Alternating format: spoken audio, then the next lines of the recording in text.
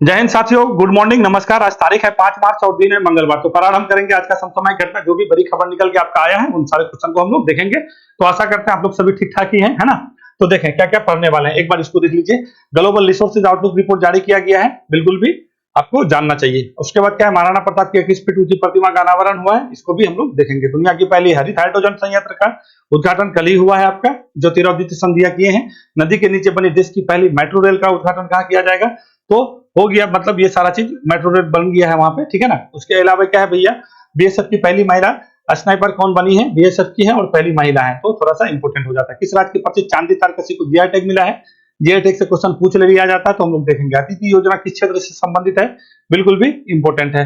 चर्चा मेरा क्या है भाई, मेला नोक्लेमिस क्या है, ये द्रौपदी अपने राष्ट्रपति जी के नाम पर ये नाम रखा गया। उसके बाद क्या है, सुप्रीम कोर्ट का कल फैसला आया है, ठीक है। जो भी सांसद हो या विधायक हो, ठीक है, यानी एमपी और एमएलए क्या करते थे, पहले पैसा लेके सवाल पूछते थे, या फिर क्या करते थे भैया, ये जो है अपना वोट देते थे, ठीक है, पैसा लेकर के, घूस लेकर के। तो अब ये सारा चीज नहीं कर सकते हैं। पहले क्या था कि इसको आप क्या, मतलब इसको न्यायिक छूट था, ठीक है, ये आपका कोई भी न्यायालय में ये चीज नहीं जाता था, ये संविधान में आपका अनुच्छेद में कहा गया था। बट अब सुप्रीम कोर्ट बोला है कि जो भी सांसद हो या जो भी एमएलए हो, यानी एमपी एमएलए अगर ऐसा करेगा तो उस पर क्या हो जाएगा, मुकदमा चलेगा, ठीक है ना। यानी उसको जो आपका जो छूट दिया हुआ था वो छूट को समाप्त कर दिया गया। तो चले अभी बात करेंगे। ग्लोबल रिसोर्सेज आउटलुक रिपोर्ट 2024 किसके द्वारा जारी किया गया है, ठीक है। तो पहले सबसे पहले आप एकदम समझते चलिएगा, जो भी बताते हैं सब इंपोर्टेंट होगा, ठीक है, जो आपको प्रत्येक परीक्षा में आपको पूछा जाता है। चले, तो ग्लोबल रिसोर्सेज आउटलुक रिपोर्ट 2024 किसके द्वारा जारी किया जाता है, तो ये जारी किया गया है आपका यूएनईपी के द्वारा। अब ये कहिएगा यूएनईपी क्या है, तो यूएनईपी क्या है ना, एक आपका एक तरह से जो पर्यावरणीय जो भी मुद्दा है ना उसको सुलझाने का काम, ठीक है, उसका सारा चीज रेगुलेटरी का काम यूएनईपी करता है। और ये किसका बॉडी है, तो ये यूएन बॉडी है, ठीक है। अगर बहुत बार पूछता है ना कि निम्न में से संयुक्त राष्ट्र का कौन सा अंग नहीं है, तो ये है, यूएनईपी है। ये क्या हुआ था, एक स्टॉकहोम सम्मेलन हुआ था 1972 में। उसी सम्मेलन के बाद ये निकल करके आया और इसका स्थापना 5 जून को क्या करते हैं, 5 जून 1972 को हुआ था, ठीक है। कब कहिएगा, 1972 को हुआ था। और इसका मुख्यालय कहाँ पे है, केनिया, अफ्रीका कंटिनेंट का एक देश है। उसी का राजधानी है नैरोबी। कहाँ कहिएगा, नैरोबी। नैरोबी इसका क्या है भाई, राजधानी है। इसी नैरोबी में इसका मुख्यालय यूएनईपी का, यानी यूनाइटेड नेशन एनवायरनमेंट प्रोग्राम। इसी नैरोबी में इस बार जो है यूएनईपी का, जैसे आपका संयुक्त राष्ट्र संघ है ना, उसका कई अंग है, ठीक है। तो उसी तरह से इसका भी जो आपका प्रत्येक वर्ष बैठक होता है उसको कहते हैं यूएनईए, ठीक है। ये इसका मतलब क्या हुआ, यूनाइटेड नेशन एनवायरनमेंट क्या बोलते हैं इसको, असेंबली कहते हैं। तो इसका 6ठी बैठक हो रहा था। कैवा बैठक कहिएगा, 6ठी बैठक। कहाँ पे, नैरोबी में। तो इसी में आपका ये ग्लोबल रिसोर्सेज आउटलुक रिपोर्ट निकल आ गया है। ये रिपोर्ट क्या होता है, तो ये रिपोर्ट का मतलब ये होता है, इस रिपोर्ट को आप इस तरह से समझिए कि जो भी आपका पर्यावरण से संबंधित जो भी चीज संसाधन से संबंधित हो, जो आपका जलवायु परिवर्तन हो रहा है या जो भी रिसोर्सेज है, इन सब सारे चीज को इसमें रखा जाता है। तो देख लीजिए इसमें क्या क्या बात है, ठीक है। ये क्या है ना, पर्यावरण के मूल्यांकन रिपोर्ट है। ये एक रिपोर्ट संसाधन दक्षता, जलवायु समन, कार्बन निष्कासन और जैव विविधता संरक्षण की नीतियों से समायोजन के माध्यम से तैयार किया जाता है। यानी कहने का मतलब ये है कि जो भी जलवायु से जलवायु परिवर्तन हो या फिर आपका जो भी संसाधन दक्षता हो, इन सब का कार्बन निष्कासन हो, देखते हैं ना कैसे जलवायु परिवर्तन होता है, कार्बन का इमिशन ज्यादा हो रहा है। अलग अलग देश अलग अलग अपना एक एजेंडा फिट किया है कि जैसे हम लोग 2070 तक क्या करेंगे, नेट जीरो होने के बाद। तो ये सारा चीज इसमें इस रिपोर्ट में कहा गया है। तो इस रिपोर्ट को बिल्कुल भी जानिएगा। एक होता है क्या, आउटलुक रिपोर्ट, ठीक है। तो ये आउटलुक रिपोर्ट इसको जारी करता है, ये कौन सा है, ये आपको जारी करता है आईएमएफ। कौन करेगा, आईएमएफ। आईएमएफ क्या है भैया, इंटरनेशनल मॉनेटरी फंड होता है, ठीक है। इसका मुख्यालय कहाँ है, वाशिंगटन डीसी है। इसका स्थापना हुआ था आपका 1944 में, ठीक है। और इसके जो मुख्य है वो कौन है, क्रिस्टिना जॉर्जिवा है। तो ये अलग है, ये सिर्फ आउटलुक रिपोर्ट है, जो क्या करता है, पूरे विश्व के जो अर्थव्यवस्था को मॉनिटरी करने का काम करता है। नाम ही है आईएमएफ, यानी इंटरनेशनल मॉनेटरी फंड होता है, ठीक है। मॉनिटरी करने का, रेगुलेट करने का काम आईएमएफ करती है। और ये रिसोर्सेज, ग्लोबल रिसोर्सेज आउटलुक जो संसाधन है उसका बात ये काम करता है। इसका जो सर्वोच्च निकाय है पर्यावरण का कौन है, यूएनईपी है, ठीक है। चले यहां से और कोई बात इंपोर्टेंट नहीं है। देखिए आपको जो केनिया बताए, केनिया को तो राजधानी बताई दी है, नैरोबी है। और इसका यहाँ के राष्ट्रपति कौन है केनिया के, तो क्या कहिएगा, विलियम रूटो है, ठीक है। विलियम रूटो को बिल्कुल भी समझिएगा। और यूएनईपी के जो है महासचिव कौन है, तो वो ईगर कौन कहिएगा, एंडरसन है, ठीक है। ईगर एंडरसन है, ईगर एंडरसन, ये नाम आपका लिखा हुआ है। ईगर एंडरसन इसके क्या है, महासचिव है। इसका मुख्यालय आपका नैरोबी में है। बहुत बार पूछता है, और हम लोग जो 5 जून को मनाते हैं विश्व पर्यावरण दिवस, इसी के स्थापना के दिवस पर मनाता है। अगर आपको ये पूछे कि यूएनईपी का स्थापना कैसे हुआ था, तो क्या कहिएगा, स्टॉकहोम सम्मेलन हुआ था 1972 में, और वैसे आप करके निकल के आया क्या भैया, तो यूएनईपी। ठीक है, चले आगे बढ़ते हैं। जो भी इंपोर्टेंट बात था आपको यहाँ पे हम बता दिए, आगे चले। आगे क्वेश्चन ये है कि महाराणा प्रताप की 21 फीट ऊंची प्रतिमा का अनावरण कहाँ किया गया है? तो महाराणा प्रताप से आप लोग भली भांति परिचित होंगे। ठीक है, हल्दी घाटी का युद्ध से संबंधित है। ठीक है ना, तो महाराणा प्रताप की 21 फीट ऊंची प्रतिमा का अनावरण किया गया है आपका कहाँ पे? हैदराबाद में। हैदराबाद शहर में एक जगह है आपका बेगम बाजार। ठीक है, बेगम बाजार कहने का मतलब क्या है? अब हैदराबाद में जैसे पटना है तो अलग जगह अलग अलग नाम है, दिल्ली है तो अलग अलग नाम है मोहल्ले का, है ना, उसी तरह से बेगम बाजार है, वहीं पे 21 फीट ऊंची प्रतिमा का अनावरण किया गया। इस प्रतिमा को जो बनाया है, ठीक है, इसका डिजाइन कौन की है? सुंदर सिंह की है। ठीक है, तो इसको बिल्कुल भी समझते चलना है। किसने? सुंदर सिंह ने। हाल फिलहाल में आपका अच्छा खासा स्टेचू का अनावरण किया गया। अभी बताए थे आपको बी.आर. अम्बेडकर का, बाबा साहब का भी एक बहुत बड़ा स्टेचू का अनावरण किया गया था। कहाँ पे? आपका विजयवाड़ा में, आंध्र प्रदेश में। फिर आपको क्या बताए थे? रविदास का आपका किया गया था कहाँ पे? बनारस में। अभी हाल फिलहाल में अभी बताया था आपको कि बनारस में किया गया है। ठीक है, और ये वाला जो आप देख रहे हैं इसको कहाँ पे किया गया है? बेगमपट हैदराबाद में। किसने बनाया? सुंदर सिंह ने बनवाया है। अब देखिए महाराणा प्रताप को हम लोग क्यों जानते हैं? तो ये जो है ना मेवाड़ के राजा थे और हल्दी घाटी का युद्ध अकबर के साथ लड़े थे। ठीक है, हल्दी घाटी का युद्ध हुआ था कब? तो 18 जून 1576 को हुआ था। और इसका जो सेनापति था उसका नाम क्या था? हकीम खां सुर था। ठीक है, हकीम खां सुर। और अकबर का जो सेनापति था वो कहाँ था? आमेर का राजा मान सिंह था। ठीक है, तो ये दोनों आदमी का नाम याद रखिएगा, बहुत बार पूछ लिया गया है। ठीक है, कि हल्दी घाटी के युद्ध की तरफ से महाराणा प्रताप का सेनापति का नाम क्या है? तो क्या कहिएगा? उसका सेनापति था हकीम खां सुर। क्या नाम था उसका? हकीम खां सुर। और अकबर का जो सेनापति था वो कौन था? तो क्या कहिएगा? मान सिंह था। और वो कहाँ का राजा था? तो क्या कहिएगा? आमेर का राजा। कहाँ का राजा? आमेर का राजा। ठीक है, तो ये दोनों आदमी का नाम आपको बिल्कुल भी याद रखना है, बहुत बार पूछ लिया जाता है। हल्दी घाटी का युद्ध से क्वेश्चन बहुत बार पूछ लेता है। तो 18 जून कब हुआ था हल्दी घाटी का युद्ध? 1576। किसके बीच हुआ था? तो क्या कहिएगा? महाराणा प्रताप के बीच और अकबर के बीच। ठीक है, तो चलते हैं आगे, हम लोग आगे चलते हैं। दुनिया की पहली हरित हाइड्रोजन संयंत्र का उद्घाटन किस राज्य में किया गया है? हरित हाइड्रोजन का कहने का मतलब क्या है? ऐसा ईंधन हो, ठीक है, जिसमें कार्बन उत्सर्जन क्या हो? सबसे शून्य हो, यानी उत्सर्जन हो ही नहीं। और ये कहाँ पे? दुनिया का पहला हरित हाइड्रोजन।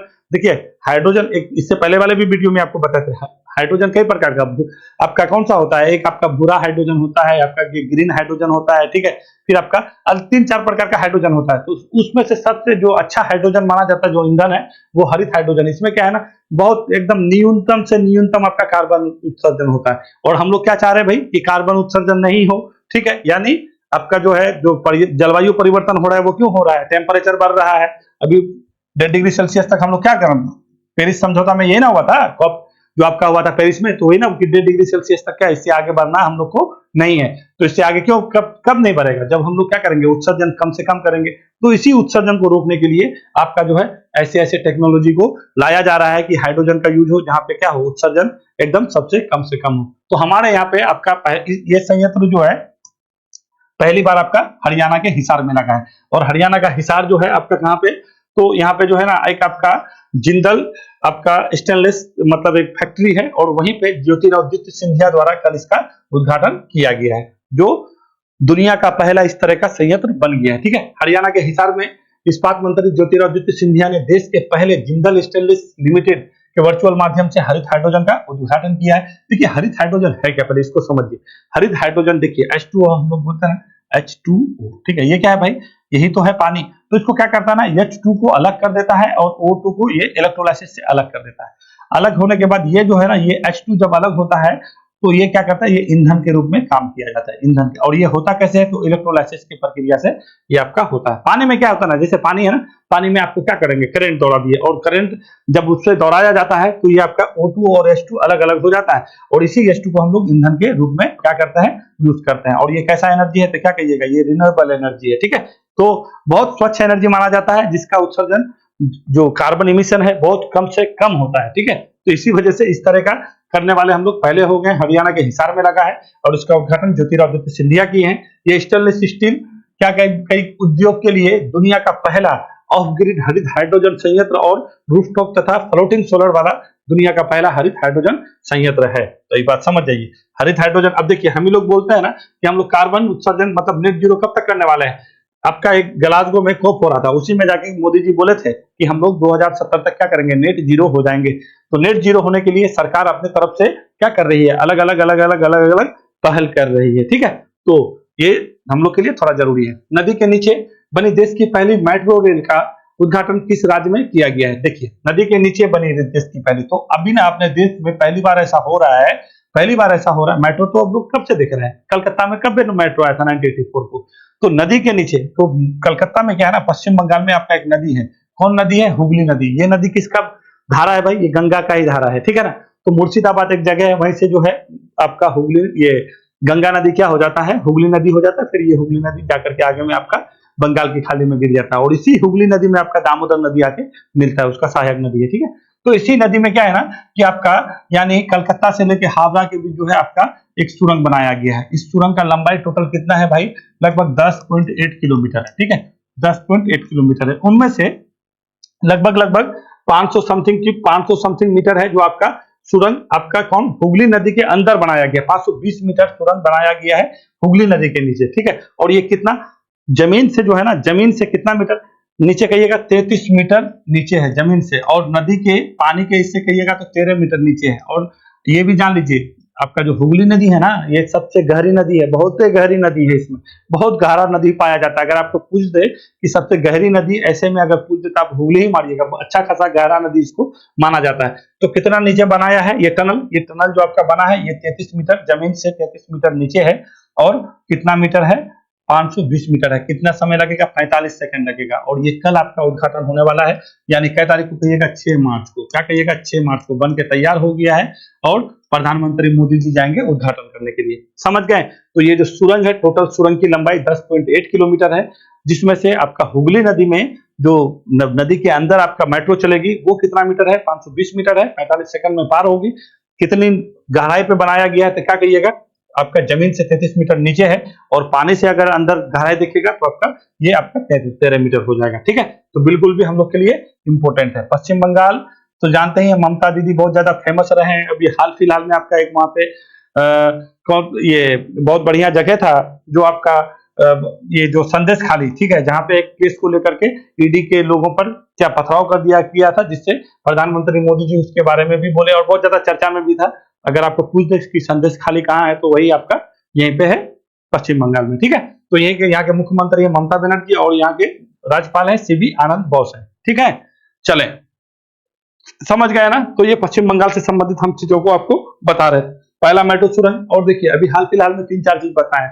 रेलवे का सबसे लंबा सुरंग जो है वो कहाँ पे बनाया गया? तो जम्मू कश्मीर में। उसका नाम क्या था? अभी मोदी जी गए थे और उसका उद्घाटन किए, T15 था, ठीक है। उसके बाद नदी पुल सबसे लंबा कौन था? तो क्या कहिएगा? धौला सरिया।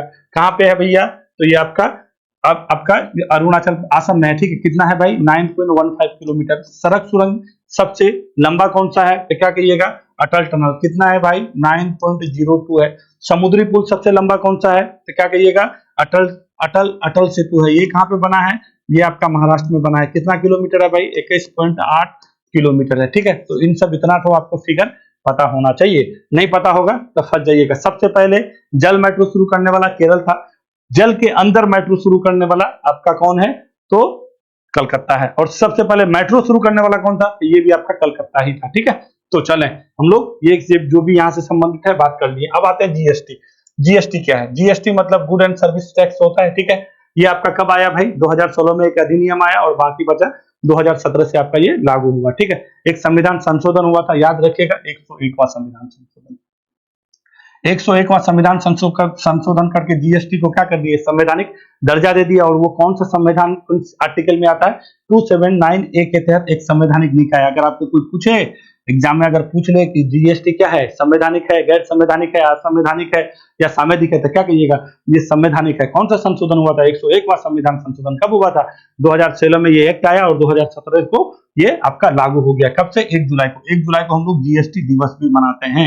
1 जुलाई को क्या मनाते हैं? जीएसटी दिवस मनाते हैं। जीएसटी का जो स्लैब होता है आपका 4 स्लैब में होता है, 5, 12, 18, 28, ठीक है। ये कैसा कर है? तो क्या कहिएगा? अप्रत्यक्ष कर है, सबसे बड़ा कर है, ठीक है। ये अप्रत्यक्ष कर है, ठीक है। तो इसी का क्या है ना, अधिकारियों का सम्मेलन हो रहा है कहाँ पे? तो क्या कहिएगा? आपका नई दिल्ली में हो रहा है। और जीएसटी परिषद का जो अध्यक्ष होता है वित्त मंत्री होता है। इसके सदस्य जो होता है आपका जीएसटी परिषद में सदस्य 33 सदस्य होता है। क्या कहिएगा? 33 सदस्य होता है, और एक अध्यक्ष होता है, ठीक है। तो इसके अध्यक्ष कौन है? वित्त मंत्री होते हैं। वित्त मंत्री कौन है? निर्मला सीतारमण है। इसी के अधिकारियों का आपका सम्मेलन कहाँ पे किया जा रहा है? नई दिल्ली में। इस सम्मेलन में होने वाला क्या है?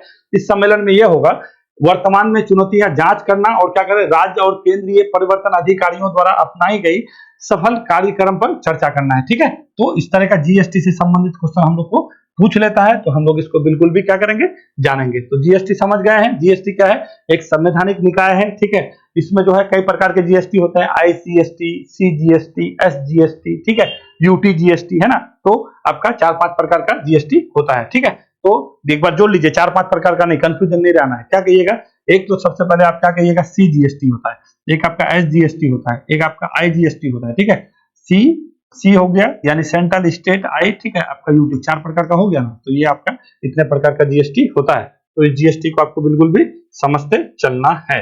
चलते हैं आगे। अब यहाँ तो क्वेश्चन आप लोग समझ ही गए। बीएसएफ की पहली महिला स्नाइपर कौन बनी है। देखिए, स्नाइपर का मतलब क्या होता है कि आप एक तरह से इसको देखिए, पहले इसको देखिएगा तो समझ में आएगा। ये क्या है ना, देखिए ये शॉट, ये गन है, ये मतलब बहुत दूरी तक होता है, उसको जो है आपको शूट करना होता है। इसी तरह की ये पहली महिला बनी है। ठीक है ना, ये आपका हिमाचल की है। और फाइनली ये कौन है, सुमन जी है, सब इंस्पेक्टर थी। ठीक है, और 2021 में सेवा में आई थी और फाइनली जाकर के ये अभी आपका पहला स्नाइपर बन गई है। कौन है, सब इंस्पेक्टर सुमन कुमारी है। कहाँ की है, तो आपको तो बता ही दी है, हिमाचल प्रदेश की है, सुमन कुमारी है। बीएसएफ क्या है भाई, तो ये क्या आप कहिएगा, ये आपका सबसे पहले ये कहिएगा, ये जो आपका क्या बोलते हैं उसको, गृह मंत्रालय के तहत आता है। ठीक है, और ये क्या है, आपका एक तरह से क्या कहते हैं उसको जी, ये अर्धसैनिक बल है। ठीक है, ये क्या है, अर्धसैनिक बल है। ये सब जैसे अर्धसैनिक बल में टोटल आपका क्या आता है, पैरामिलिट्री फोर्स में क्या 6 गो आता है, जैसे एसएसबी देखते हैं, बीएसएफ देखते हैं, आईटीबीपी देखते हैं। ठीक है, सीआईएसएफ देखते हैं, सब क्या है, पैरामिलिट्री है। बीएसएफ का स्थापना हुआ था आपका 1965 में, अर्धसैनिक बल है ये, और 1965 में इसका क्या हुआ था, स्थापना हुआ था, गृह मंत्रालय के तहत काम करता है। ठीक है ना, तो बिल्कुल भी हम, और खास करके भारत और पाकिस्तान के बॉर्डर का देख रेख का काम किसके पास है, बीएसएफ के पास ही है। ठीक है, बहुत बार ये यहाँ से क्वेश्चन आपको पूछ लेता है। इसके महानिदेशक कौन है भाई, तो इसका नितिन अग्रवाल, नितिन कुमार, हाँ ऐसे ही करके है, नितिन पुरी अग्रवाल है, हाँ ठीक तो है, नितिन अग्रवाल है। ठीक है, और ये 11 जून 2023 को अपना पद धारण किए थे। ये महिला है जो आपकी बन गई है। तो बीएसएफ की सब इंस्पेक्टर सुमन कुमारी सीमा सुरक्षा बल की पहली महिला इंस्पेक्टर बन गई है। दिलचस्प बात यह है कि स्नाइपर कोर्स करने वाली 56 पुरुष क्या है, समकक्षों में से सुमन महिला एकमात्र सुमन अकेली थी। तो 2021 में ये क्या कही थी, अपना पद में आई थी और फाइनली जाकर के ये धारण करने वाली पहली बन गई है। तो सुमन कुमारी को बिल्कुल भी याद रखना है। इस राज्य के प्रसिद्ध चांदी तरकसी को जीआई टैग मिला है। ठीक है, चांदी तरकसी ये सिल्वर का बनता है, ये आपका उड़ीसा में बनता है। ठीक है, उड़ीसा का कटक जो है यहाँ का ये प्रसिद्ध है। इस तरह से 2022-21 में जो है आपका ये रजिस्टर किया गया था और फाइनली इसको जीआई टैग मिल गया है। तो ये है कहाँ का, उड़ीसा का। तो उड़ीसा को तो बिल्कुल भी जानते हैं, ये बनता कैसे, थोड़ा इसको आप देख लीजिए। देखिए इस तरह का है, और ये आया था कहाँ से जानते हैं, ये कहाँ का ओरिजिन है, ये फारस का ओरिजिन है।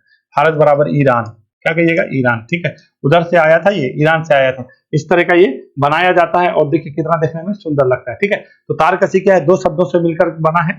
पहला क्या है, तार, और दूसरा क्या है, कसी। कसी का मतलब डिजाइन होता है, तार का मतलब आपका तारा होता है। तो चांदी क्या है, ताराकसी पारंपरिक रूप से शास्त्रीय आभूषण के लिए जाना जाता है। ठीक है, और ये कहाँ का है, कटक का है। थोड़ा सा जीआई टैग को समझ लीजिए। ये जीआई टैग क्या है, तो ज्योग्राफिकल इंडिकेशन यानी भौगोलिक संकेतक। ये देखिए, ये सबसे पहले जो आपका अधिनियम ये आया था कब, ये आपका 1999 में आया था। कब आया था, 1999 में आया था। और ये आपका एक्ट बन गया कब, 2003 में, 2003 में। और ये 2004 में सबसे पहले दार्जिलिंग चाय को मिला था। तब से लेकर के आपका जीआई टैग किसी भी भौगोलिक क्षेत्र हो, कहीं पे मान लीजिए कि भौगोलिक क्षेत्र का जो खास उत्पाद होता है वो कोई भी चीज हो। ठीक है, आपका जैसे आपका इस तरह से मतलब कोई उत्पाद हो सकता है, कोई खाद्य वस्तु हो सकता है, जो उसका विशेष पहचान मिले उस जगह का। ठीक है, ऐसे वस्तु को क्या क्रिया दिया जाता है, जीआई टैग दिया जाता है, जो इसका कॉपी या डुप्लीकेट कोई नहीं कर सके। ठीक है, एक मोहर लग जाता है।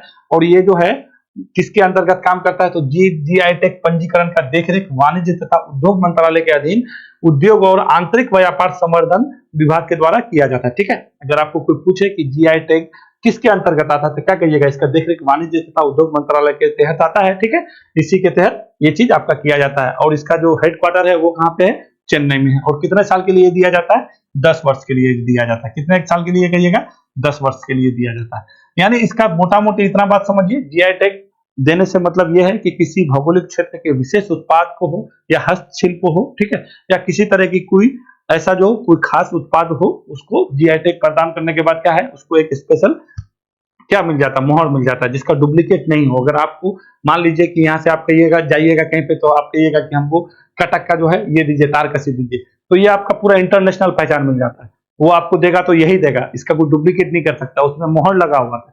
यानी डुप्लीकेट चीज को रोकना है और किसी भौगोलिक क्षेत्र के विशेष उत्पाद को क्या करना है, बढ़ावा देना है, जो अंतरराष्ट्रीय स्तर पर उसको क्या मिले, पहचान मिले। तो यही है आपका जीआई टैग, समझ गए। अब देखिए इसके साथ साथ ये आपका त्रिपुरा का भी मिला है। ये त्रिपुरा का क्या है, त्रिपुरा रिसा को भी जीआई टैग दिया गया है। ये हाथ से बने वस्त्र रिसा का इस्तेमाल त्रिपुरा के आदिवासी समुदाय द्वारा किया जाता है। तो त्रिपुरा तो जानते ही हैं, त्रिपुरा के बारे में कल आपको टिपरा मोथा के बारे में बताए थे कि नहीं। टिपरा मोथा संगठन गृह मंत्रालय के साथ क्या टाई अप हुआ है हाल फिलहाल में। त्रिपुरा का मुख्यमंत्री यहाँ पे कौन है भैया, मानिक सरकार। हाँ नहीं, मानिक सरकार तो मणिपुर का है, ठीक है। यहाँ पे त्रिपुरा का कौन है, त्रिपुरा के मुख्यमंत्री कौन है, अच्छा आप लोग देख लीजिएगा, ठीक है। तो ये है आपका क्या, त्रिपुरा का रिसा को भी जीआई टैग दिया गया है, उसका नाम क्या है, रिसा, ठीक है। और ये आपका देखिए हाल फिलहाल में उड़ीसा का और एक आपका मयूरभंज दिया गया था, लाल चीटी, जिसको काई चटनी कहते थे, लाल चीटी। तो बिल्कुल याद रखिएगा, कई एग्जाम में कोई बोल रहा था कि कहीं पूछबो किया था, ठीक है। लाल चीटी का जो चटनी बनता है उसको क्या बोलते हैं, काई चटनी कहते थे। मयूरभंज का था, उड़ीसा का ही था, उसको भी हाल फिलहाल में आपका जीआई टैग प्रदान किया गया है। और अभी आप किसको दे दिया गया, तारकशी को दिया गया। सिल्वर का ये बनाया जाता है, नक्काशी होता है, ये फारस से आया था। और फाइनली ये आपका थोड़ा सा चर्चा में बना हुआ है। अदिति योजना का क्षेत्र किस क्षेत्र से संबंधित है। देखिए अदिति योजना किस क्षेत्र से संबंधित है, आपको बताया था कल, आपका डेफ कनेक्ट का आयोजन किया जा रहा है दिल्ली में, ठीक है। जो आपका नवाचार हो या उद्योग या इस तरह से प्रौद्योगिकी हो, उससे संबंधित चीजों का वहां पे बातचीत चल रहा है। तो उसी में आपके कल रक्षा मंत्री हम लोग के जो है राजनाथ सिंह, उसी के द्वारा अदिति योजना क्षेत्र पहल का क्या किया गया है, इसका जो है बात शुरू किया गया है और इसके बारे में बात निकल के आ गया है। तो ये क्या है, रक्षा क्षेत्र से संबंधित है। क्या क्या इसका काम है भैया, थोड़ा सा इसको देख लीजिए। अदिति योजना, इसका फुल फॉर्म भी होता है, इसका फुल फॉर्म बढ़िया होता है। देखिए इसका फुल फॉर्म होता है एसिंग डेवलपमेंट ऑफ इनोवेटिव टेक्नोलॉजी, ठीक है। अदिति का मतलब यही होता है, ठीक है।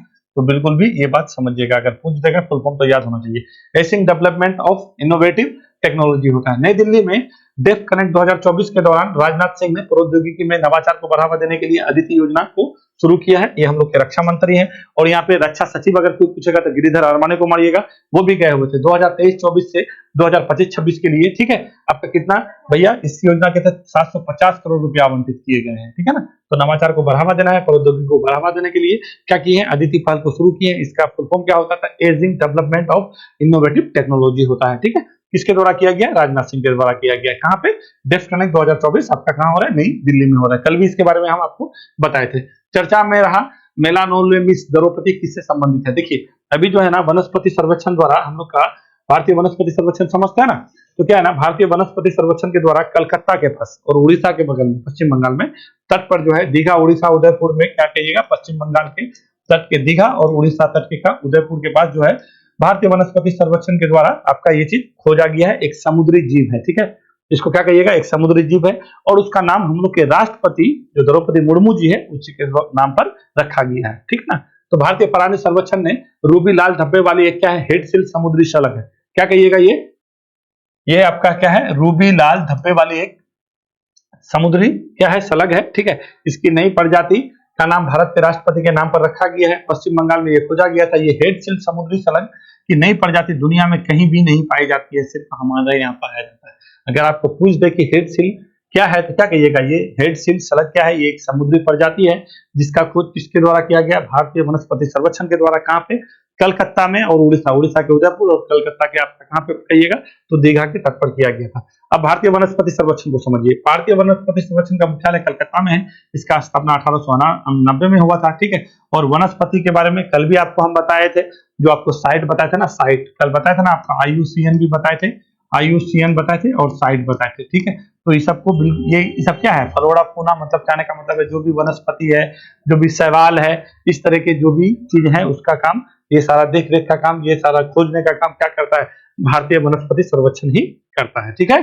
चले आगे बढ़ता है, चलता है अगला क्वेश्चन। अगला क्वेश्चन में क्या है, सुप्रीम कोर्ट ने आर्टिकल 105 और 194 के तहत, देखिए आपको बताता है, ये क्या है ना, कल सुप्रीम कोर्ट में एक आपका जो है बड़ी दिन बहुत पुराना आपका सुनवाई चल रहा था, झारखंड का मामला था, रुका हुआ था, फिर पहले 5 जज का ये फैसला आया था, फिर अभी क्या है कि अब इस पर सुनवाई होने के बाद सुप्रीम कोर्ट, और ये इसका अध्यक्षता कौन कर रहा था, तो हम लोग के जो मुख्य न्यायाधीश है DY चंद्रचूड़, उसी के द्वारा किया जा रहा था। उसमें कहा गया कि जो संविधान में आर्टिकल 105 और आर्टिकल 194, ये बात ये कहा गया है, जो भी संसद हो, अभी हम लोग MP की बात कर रहे हैं, इसको छोड़ देता है, आर्टिकल 105 में ये कहा गया है, जो भी एमपी देखते हैं आप, ठीक है, मेंबर ऑफ पार्लियामेंट जो देखते हैं, वो अगर क्या करे, अपना मत दे या संसद में कोई सवाल पूछे तो उसको जो है न्यायिक जो आपका छूट दिया हुआ था कि उसका कोई भी न्यायिक जांच नहीं होगा, ठीक है। ये किस आर्टिकल में कहा गया था? संसद के लिए 105 में।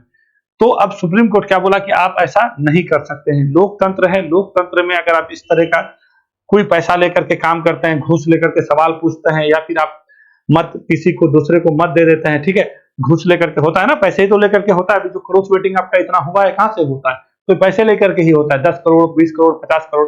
अगर ये सारा चीज होता है तो आपको इस आर्टिकल के तहत जो छूट दिया गया था, आर्टिकल 105 के तहत आपका जो न्यायिक जांच से आपको दूर रखा गया था कि कोई भी एमपी पर न्यायिक जांच नहीं होगा, तो वो चीज अब नहीं होने वाला है। तो इस चीज को क्या कर दिया है सुप्रीम कोर्ट, फैसला को अपना पलट दिया है। अब अगर कोई भी सांसद हो, अगर आपका पैसा लेकर के सवाल पूछता है, पैसा लेकर के वोट करता है, अगर उस पर जांच हुआ और ये पकड़ा गया तो क्या हो जाएगा, उस पर क्या होगा, न्यायिक जांच होगी और आगे में जो भी कार्रवाई है उसको क्या करेगा, आगे बढ़ाया जाएगा। अब आइए आर्टिकल 194। तो ये आर्टिकल हमको बताने का मतलब ये है, आपको बहुत बार आर्टिकल से क्वेश्चन पूछ लिया जाता है। अब 194 में क्या है, ये है आपका MLA, member of legislative assembly होता है ना, तो एमएलए से संबंधित है। कोई भी विधायक अगर इस तरह का कोई भी हरकत करता है, घूस लेकर के अपना किसी को वोट देता है या किसी का पैसा लेकर के जो है अपना क्या करेंगे भैया, कुछ सवाल पूछेंगे, ठीक है, तो इस तरह से जो उसका न्यायिक जो छूट प्राप्त किया गया था आर्टिकल 194 के तहत, अब उसको ये सुविधा नहीं मिलेगा। इसको सुप्रीम कोर्ट ने क्या कर दिया है, खारिज कर दिया है, यानी इसको क्या कर दिया, ब्लॉक कर दिया। ये जो उसको सुख सुविधा दिया गया था कि हम कोई भी सवाल पूछ लेंगे पैसा लेकर के, हम किसी को वोट दे देंगे पैसा लेकर के, और उसको लेके न्यायालय में नहीं लेके जा सकते, अब वो सुविधा इन लोग का खत्म हो गया। और ये एक तरह से सुप्रीम कोर्ट का बहुत बड़ा पहल माना जा सकता है। नहीं तो आप अभी हाल फिलहाल में एक आपका महुआ मोइत्रा का टीएमसी का सांसद थी, उसका घटना आप लोग को पता होगा। वो क्या किया था कि उसको कोई आपका स्पीच लिख के दिया था और वो जाके संसद में बात रखी, ठीक है, यानी एक तरह से क्या हुआ, पैसा लेकर के स्पीच दे रहा है, संसद में बात उठा रहा है, तो एक तरह से ये क्राइम है। पहले इसको आप न्यायालय में नहीं लेके जा सकते थे, कौन सा आर्टिकल के तहत, 105 के तहत, मगर अब क्या है, ये 105 का जो न्याय उसको जो दिया हुआ था छूट, वो छूट खत्म हो गया। एमएलए का भी छूट 194 के तहत जो आपका कि कोई भी पैसा लेके वोट दे दे, पैसा लेके कुछ सवाल पूछ ले, वो छूट 194 में था, वो भी अब खत्म कर दिया गया। और अभी आपका हाल फिलहाल में एक घटना हुआ था, कहाँ पे, हिमाचल प्रदेश में। हिमाचल प्रदेश में 6 को विधायक को क्या कर दिया गया भैया, 6 को विधायक को अभी आपका अयोग्यता घोषित किया। विधायक को अयोग्यता कौन घोषित करता था, क्या कहिएगा, लोक आपका जो है विधानसभा के स्पीकर के द्वारा। तो ये कौन सा आर्टिकल में किया गया था, ये हाल फिलहाल में आपका 191 आर्टिकल में किया गया। यानी विधायक की अयोग्यता के बारे में संविधान के किस अनुच्छेद में कहा गया है, 191 में। और यहीं पे संसद की अयोग्यता का बात करेगा तो कौन सा आर्टिकल में कहा गया, 83 में कहा गया, ठीक है। तो ये दोनों आर्टिकल याद रखेगा। संसद की ये क्या है, ये आपका सांसद का अयोग्यता है, ठीक है, क्या कहिएगा, सांसद का अयोग्यता 83 में, और विधायक का अयोग्यता के बारे में क्या कहिएगा, 191 में, ठीक है। तो ये थोड़ा सा आपके लिए इंपॉर्टेंट है, जो इंपॉर्टेंट था हम सारा चीज आपको बता दिए हैं, और मेरे हिसाब से क्वेश्चन नहीं है, जो भी इंपॉर्टेंट खबर था आपको हम सब कुछ बता करके हर एक चीज क्लियर कर दी है। तो ये क्या था आपका चर्चा में रहा, मेलानिमिस द्रौपदी क्या है, किससे संबंधित है, तो क्या कहिएगा, एक समुद्री प्रजाति है जो राष्ट्रपति द्रौपदी मुर्मू के नाम पर रखा गया है। किसके द्वारा खोजा गया था, तो आपका भारतीय वनस्पति सर्वेक्षण के द्वारा। इसका मुख्यालय कहाँ है, कलकत्ता में है, ठीक है। तो चलिए, वीडियो देखने के लिए धन्यवाद। हम लोग मिलेंगे यानी कल, यानी 6 मार्च को। तब तक के लिए नमस्कार।